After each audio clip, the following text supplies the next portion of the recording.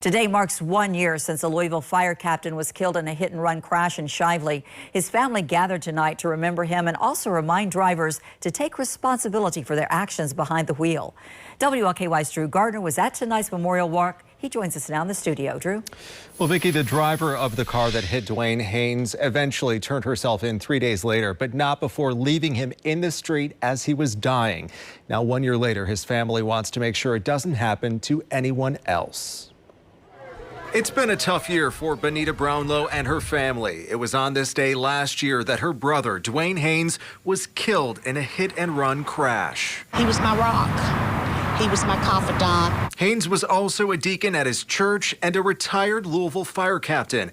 His family says his desire to help people went far beyond his work as a firefighter. When he was just driving and he saw people needing some kind of assistance, he didn't run away from it.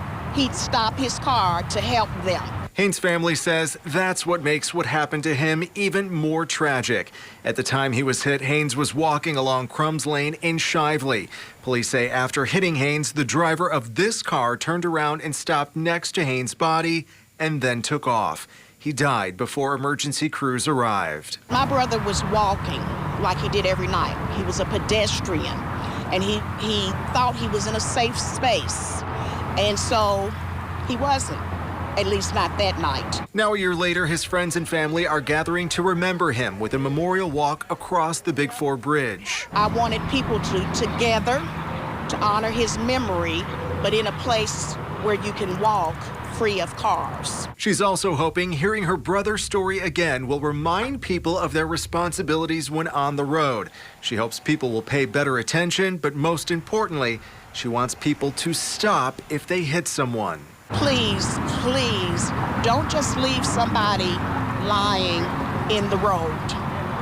That's really the crime, is leaving someone lying in the road. Haynes was also a father and grandfather. He would have turned 70 years old just last week. As for the driver responsible, Demetra Anderson was charged with leaving the scene of an accident and tampering with evidence. She is due back in court next month. Vicki?